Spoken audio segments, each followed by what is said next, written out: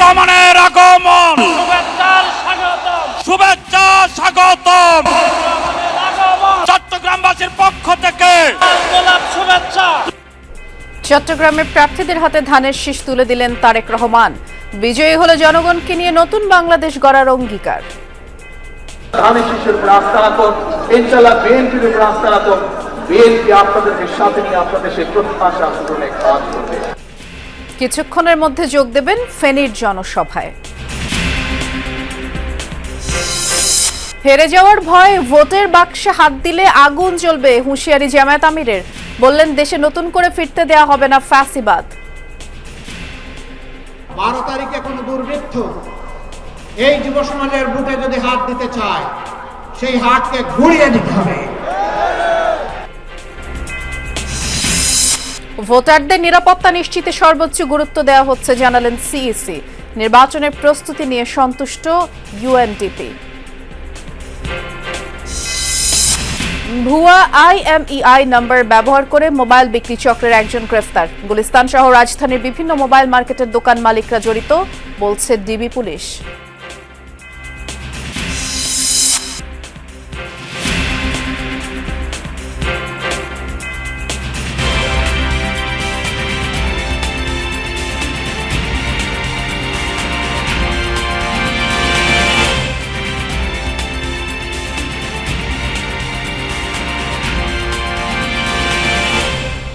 শুভেচ্ছা, আমন্ত্রণ যমুনা নিউজে। নুসরাত বৃষ্টির সাথে আছি। শিরোনামগুলো শুনছিলেন। জনগণের ভোট কেড়ে নেয়ার ষড়যন্ত্র আবারও শুরু হয়েছে। তাই নির্বাচনের দিন ভোট কেন্দ্রে ফজর নামাজ আদায়ের আহ্বান বিএনপি চেয়ারম্যান তারেক রহমানের। চট্টগ্রামে দ্বিতীয় বিভাগীয় নির্বাচনী সমাবেশ। গণতন্ত্রে বিশ্বাসীদের কাছে ধানের শীষের জন্য ভোট চান তারেক রহমান। চট্টগ্রামের পোলো গ্রাউন্ডের জনসমুদ্রে জনতার কাছে প্রতিশ্রুতি দেন ক্ষমতায় এলে টুঁটি চেপে ধরবেন দুর্নীতির। খালেদা জিয়ার সরকারের মতো কঠোর হবেন অপরাধ দমনে। ঘোষণা দেন চট্টগ্রামকে বাণিজ্যিক রাজধানী করারও। সহকর্মী আরিফিন শাকিলের রিপোর্ট। ছবি তুলেছে দুজন সহকর্মী জিহাদ ইসলাম ও তানভীর মিজান।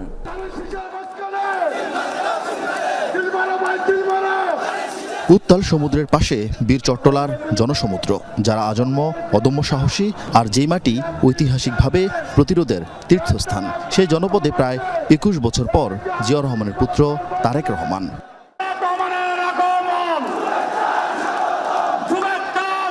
বারোয়ালিয়ার পূর্ণভূমিতে ধানের শীষের নয়া কাণ্ডারিকে সাদরে সম্ভাষণ জানায় সংগ্রামী সমাবেশ। রীতি ভেঙে মঞ্চে ওঠার আগে জনতার সাথে কুশল বিনিময় করেন তারেক রহমানও। কি সমতল, কি পাহাড়, কি ধর্ম, কি বা বর্ণ, আজ যেন চট্টগ্রামের সবার একটাই ঠিকানা, পোলো গ্রাউন্ড ময়দান। কানায় কানায় পরিপূর্ণ হয়ে যায় সভা শুরুর বহু আগে।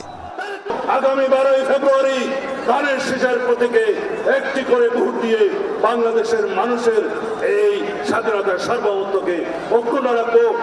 এই অর্থনৈতিক জোন, ইকোনমিক জোন, এই হাব শুধু বাংলাদেশের জন্য হবে না, এই হাব হবে পুরো এই অঞ্চলের জন্য।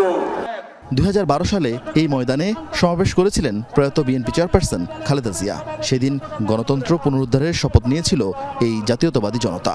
আজ তারই ছেলে আস্থা রাখতে বললেন ধানের শীষে। বক্তব্য শুরু করেন চট্টগ্রামের আঞ্চলিক ভাষায়। অন্যরা কেন আছেন? বিএনপিকে সরকার গঠন করতে হবে। আপনারা যদি বিএনপির পাশে থাকেন, আপনারা যদি বিএনপিকে সমর্থন দেন, 12 তারিখের নির্বাচনে আপনারা যদি বিএনপিকে ধানের শীষে জয়যুক্ত করেন। ভোটের মাঠে ধর্মের অপব্যবহার নিয়ে কয়েকদিন কঠোর সমালোচনা করলেও চট্টগ্রামে তারেক রহমান এ নিয়ে কোনো বক্তব্য দেননি। শুধু বলেছেন আগের মতো মানুষের ভোট ছিনিয়ে নেয়ার ষড়যন্ত্র হচ্ছে। 15 বছর যেভাবে আপনাদের রাজনৈতিক এবং অর্থনৈতিক অধিকার ছিনিয়ে নেওয়া হয়েছিল, সেরকম একটি ষড়যন্ত্র আবারও শুরু হয়েছে। আপনাদের প্রতি আমার আহ্বান, এই ষড়যন্ত্র সম্পর্কে সকালে সজাগ থাকবেন, সতর্ক থাকবেন, যাতে আবার আপনাদের অধিকার কেউ ছিনিয়ে নিতে না পারে। খালেদা জিয়া সরকার চট্টগ্রামকে বাণিজ্যিক রাজধানী করার পরিকল্পনা করেছিল জানিয়ে তারেক রহমান বলেন সেই পরিকল্পনার বাস্তবায়ন করবেন তিনি। এ সময় দেশের উন্নয়নে নিজের পরিকল্পনা তুলে ধরেন। বিএনপি সরকার গঠনে সক্ষম হলে খালেদা জিয়ার সেই উদ্যোগ যত দ্রুত সম্ভব আগামী বিএনপি সরকার সেটিকে বাস্তবায়ন করবে। যাতে করে এই এলাকার মানুষ ব্যাংকিং সুবিধা সহ সকল কিছু এখানে বসেই কাজ সেরে নিতে পারে। চট্টগ্রাম থেকে সমাবেশ শেষ করে সড়কপথে ফেনী, কুমিল্লার ৩ উপজেলা ও নারায়ণগঞ্জে সমাবেশ করবেন বিএনপি চেয়ারম্যান। এই চট্টগ্রামের সঙ্গে ওতপ্রোতভাবে জড়িয়ে আছে বিএনপির প্রতিষ্ঠাতা জিয়াউর রহমানের নাম। তিনি এই চট্টগ্রামের মাটি থেকেই স্বাধীনতার ঘোষণা দিয়েছিলেন, এখানেই শহীদ হন। এরপর এই চট্টগ্রাম অঞ্চলের সঙ্গে বিএনপির সম্পর্ক গভীর করেন খালেদা জিয়া, যার প্রতিদান ভোটের মাঠে দিয়ে আসছে এই অঞ্চলের মানুষ। তবে জনমনের প্রশ্ন, আগামী দিনে সেই সম্পর্ক কতটা অগ্রসর হয়। তবে মঞ্চ থেকে তারেক রহমান আশ্বস্ত করেছেন, আগামীতে এই চট্টগ্রামের সঙ্গে বিএনপির সম্পর্ক হবে আরও গভীর। মানুষ কতটা তার এই বক্তব্যে আশ্বস্ত হয়েছে জানা যাবে 12 ফেব্রুয়ারি। আরিফিন শাকিল, যমুনা নিউজ, চট্টগ্রাম। এই মুহূর্তে ফেনীর পথে রয়েছে তারেক রহমানের গাড়ি বহর এবং সেই বহরের সাথে আমাদের সহকর্মী আরিফিন শাকিলও আছেন, তিনি অপেক্ষা করছেন আমাদের জন্য। আরিফিন, তারেক রহমানের গাড়ি বহর এখন কোথায় রয়েছে এবং কি মনে হয় ফেনী পৌঁছাতে আর কতক্ষণ সময় লাগতে পারে? আমরা এখন অবস্থান করছি, অর্থাৎ গাড়ি বহর অবস্থান করছে সীতাকুণ্ড, অর্থাৎ চট্টগ্রামের সীতাকুণ্ড, এরপর মিরসরাই, এরপরই ফেনীতে যাবে। অর্থাৎ আপনার সাথে কথা বলার প্রায় 30 থেকে 45 মিনিটের মাথায় ফেনীতে যাওয়ার সম্ভাবনা রয়েছে। এবং তারেক রহমান যখন চট্টগ্রাম থেকে বেরিয়েছেন তার দুপাশেই মূলত তিনি 2টা নাগাদ তিনি তার বক্তব্য শেষ করেছিলেন। এরপরে কিন্তু তার শহর থেকে বেরোতে প্রায় 1 ঘন্টার বেশি সময় লেগেছে। যারা তারেক রহমানকে দেখতে পারেননি, সমাবেশের বিপুল সংখ্যক মানুষ যেমন উপস্থিত ছিলেন, ফলে দূর থেকে অনেক দেখতে পারেনি, তারা মূল সড়কে গিয়ে দাঁড়িয়েছিলেন তারেক রহমানকে দেখার জন্য। এবং মূল যে সড়ক অর্থাৎ ঢাকা চট্টগ্রাম সড়ক, সেই সড়কেও নারী পুরুষ নির্বিশেষে বাসা থেকে সবাই বেরিয়ে তারেক রহমানের সঙ্গে বা তারেক রহমানকে দেখার জন্য তারা রাস্তার পাশে দাঁড়িয়েছেন। তারেক রহমানও তাদেরকে সেই জায়গায় অর্থাৎ তাদেরকে তাদের সেই অভিবাদন গ্রহণ করেন, হাত নেড়ে শুভেচ্ছার জবাব দেন এবং ধানের শেষে ভোট চান। এবং যারা খুব স্বাভাবিকভাবে কর্মী সমর্থক যারা আছেন তারা ক্ষোভে উচ্ছ্বাসে ফেটে পড়েছেন। এবং ফেনীতে যে জনসভা হবে, ফেনীতেও তিনি প্রায় 2 দশক পরে যাচ্ছেন এবং ফেনীর পাইলট স্কুল মাঠে সেই জনসভা, এরই মধ্যে সেখানে কিন্তু বিপুল সংখ্যক মানুষ এবং ফেনীতেই তারেক রহমানের নানার বাড়ি, ফলে সেখানকার মানুষজনও তারেক রহমানকে নিয়ে বেশ আগ্রহ রয়েছে। ফেনী থেকে তিনি কুমিল্লার 14 গ্রামে আরেকটি সমাবেশে যাবেন। সেই সমাবেশ শেষ করে কুমিল্লার সোয়াগাজী অর্থাৎ কুমিল্লা সদরের যে আসনটি রয়েছে কুমিল্লা 6, আর সেই আসনের একটি জনসভা যোগ দিবেন। এরপর তিনি কুমিল্লা দাউদকান্দিতে আরেকটি জনসভা যোগ দিয়ে রাত 11টা নাগাদ বলা হচ্ছে যে নারায়ণগঞ্জে সেখানে আরেকটি কাজপুরে আরেকটি জনসভা যোগ দিয়ে তিনি দ্বিতীয় দফার যেই নির্বাচনী জনসভা সেই কার্যক্রম শেষ করবেন। তারেক রহমান এরপর ময়মনসিংহ যাওয়ার সম্ভাবনা রয়েছে। এখন পর্যন্ত বিএনপি পক্ষ থেকে জানানো হয়েছে তারেক রহমান যেখানে যাচ্ছেন আসলে সেখানেই বিপুল সংখ্যক মানুষের শুভেচ্ছা যেমন পাচ্ছেন, অভিবাদন পাচ্ছেন এবং সব মিলিয়ে ধানের শীষের পক্ষে এক ধরনের গণজোয়ার তৈরি হচ্ছে বলে বিএনপি নেতাকর্মীরা মনে করছেন। বৃষ্টি, আপনি বিস্তারিত আমাদেরকে জানাচ্ছিলেন, ধন্যবাদ আরিফিন। 12 তারিখ দুর্বৃত্তরা ভোটের বাক্সে হাত দিলে সেই হাত গুড়িয়ে দেওয়া হবে বলে হুঁশিয়ারি দিয়েছেন জামায়াতের আমির ডাক্তার শফিকুর রহমান। দুপুরে রাজধানীর ধূপখোলা মাঠে নির্বাচনী জনসভায় তিনি বাংলাদেশের অভ্যন্তরীণ বিষয়ে যাদের নাক গলাচ্ছেন তাদের সাবধান করে দেন, বলেন দেশের অভ্যন্তরীণ বিষয়ে হস্তক্ষেপ সহ্য করা হবে না। আরও বলেন গণভোটে হ্যাঁ জয় পেলে বাংলাদেশ বিজয়ী হবে। জামায়াত মানুষে মানুষে ভেদাভেদ চায় না, বৈষম্যহীন বাংলাদেশ গড়ে তোলাই জামায়াতের প্রধান লক্ষ্য বলেও জানান তিনি। বলেন লুটপাট করে খাওয়ার জন্য জামায়াত ক্ষমতায় আসতে চায় না, আর ক্ষমতায় গিয়ে একটি দল দুর্নীতিমুক্ত দেশ গড়ার কথা বললেও তাদের 39 জন প্রার্থী গুরুতর ঋণ খেলাপি বলে অভিযোগ করেন ডাক্তার শফিকুর রহমান।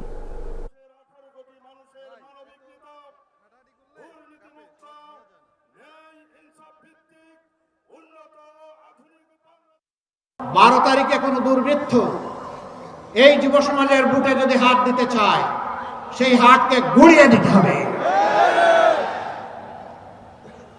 এরা যৌবন পেয়েছে কিন্তু বুটের অধিকার পায় নাই, পিপাসার্থ হয়ে 12 তারিখের জন্য অপেক্ষা করছে। সন্ত্রাসীরা বলতো আমার ভোট আমি দেব, তোমারটাও আমি দেব। এখন আমাদের পরিষ্কার বক্তব্য, তোরটা তুই দে, আমারটা আমি দেব।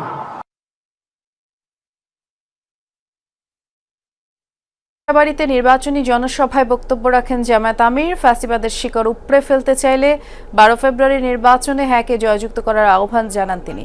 চাঁদাবাজি ভিক্ষার চেয়ে নিকৃষ্ট বলে মন্তব্য করে তিনি বলেন, জামায়াত ক্ষমতা এলে চাঁদাবাজি করতে দেয়া হবে না, চাঁদাবাজদের জন্য সম্মানজনক কর্মসংস্থানের ব্যবস্থা করা হবে। দেশে ফ্যাসিবাদ কায়েম হবে, তাদের কেনা অস্ত্র দিয়ে বুকে গুলি চালানো হবে, এমনটা আর দেখতে চান না। যুবক যুবতীদের বেকার ভাতা নয়, তাদের হাতে কাজ তুলে দিয়ে কারিগর দক্ষ হিসেবে গড়ে তোলার প্রতিশ্রুতিও দেন তিনি। জামায়াত আমির বলেন, জামায়াত ক্ষমতায় এসে জলাবদ্ধতা নিরসনে ব্যর্থ হলে মেয়র কাউন্সিলরদের বছরে 4 বার পচা ডোবা পানিতে গোসল করানো হবে।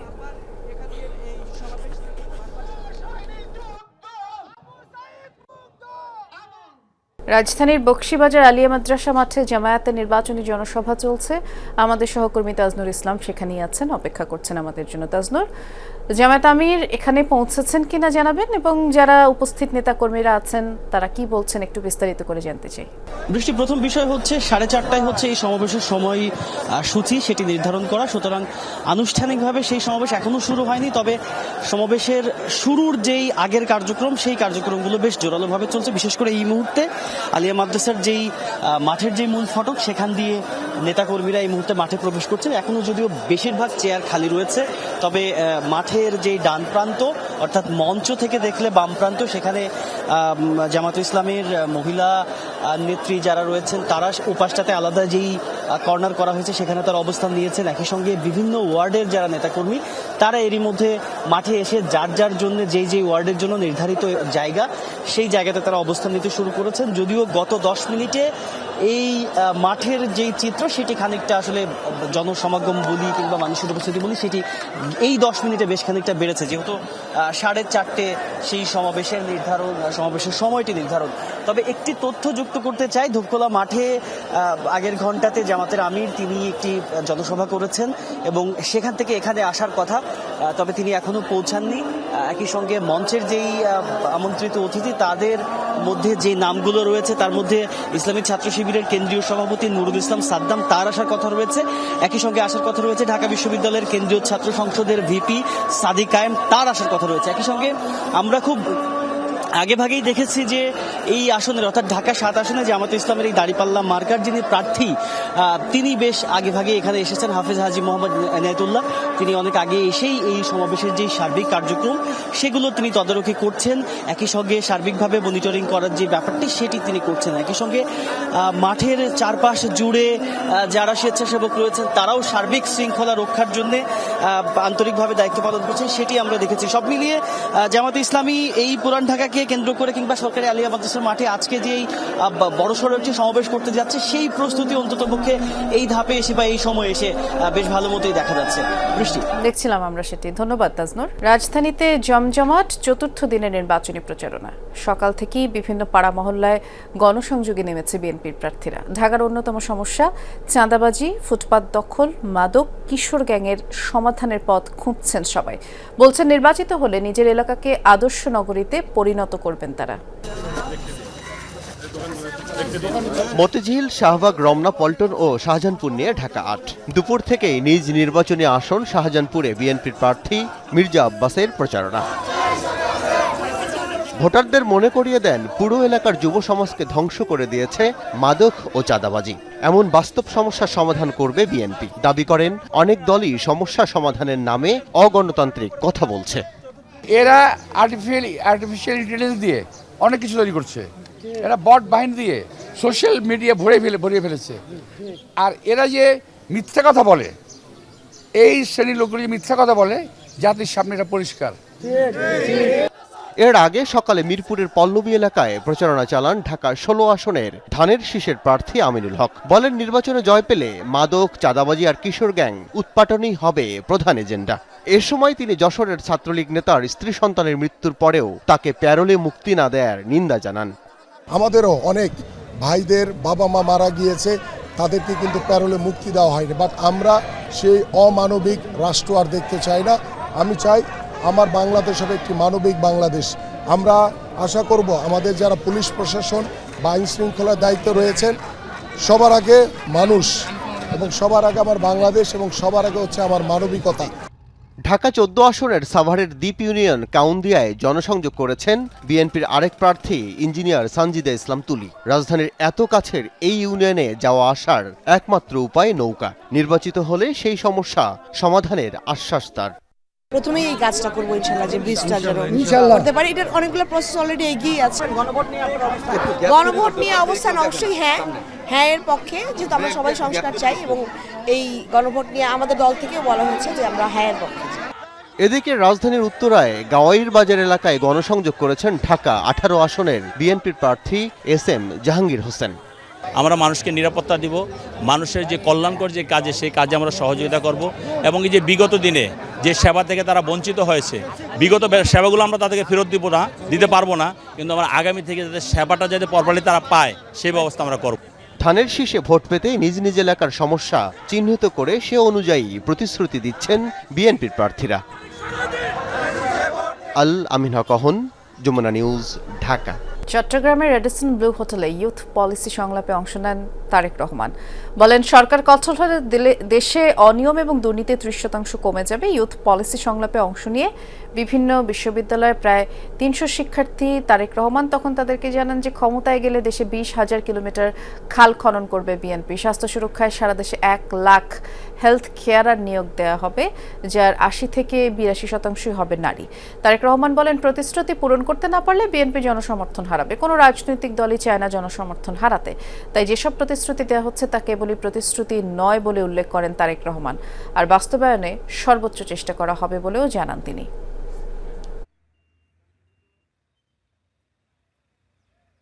আমাকে যেটা মনে হয় যে সিস্টেমটাকে আমাদের ইজি করতে হবে আর মোর ডিজিটালাইজ করতে হবে। যদি আমরা ডিজিটালাইজ করি, ইন দ্যাট কেস কারাপশন বা যেগুলো সমস্যা সেগুলো অনেকাংশে কমে আসবে।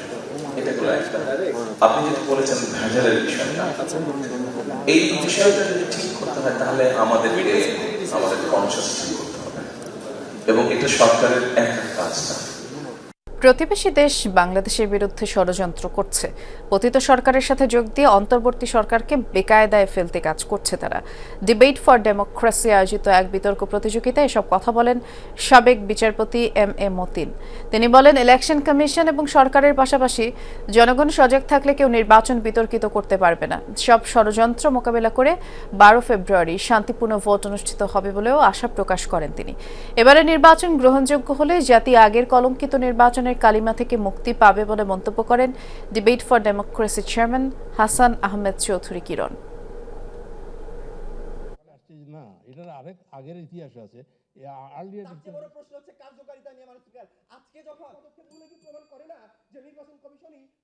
নির্বাচনকে বানচাল করবার দেশি বিদেশি কোনো শক্তি সেখানে বাংলাদেশে মাথা চড়া দিয়ে উঠতে পারবে না।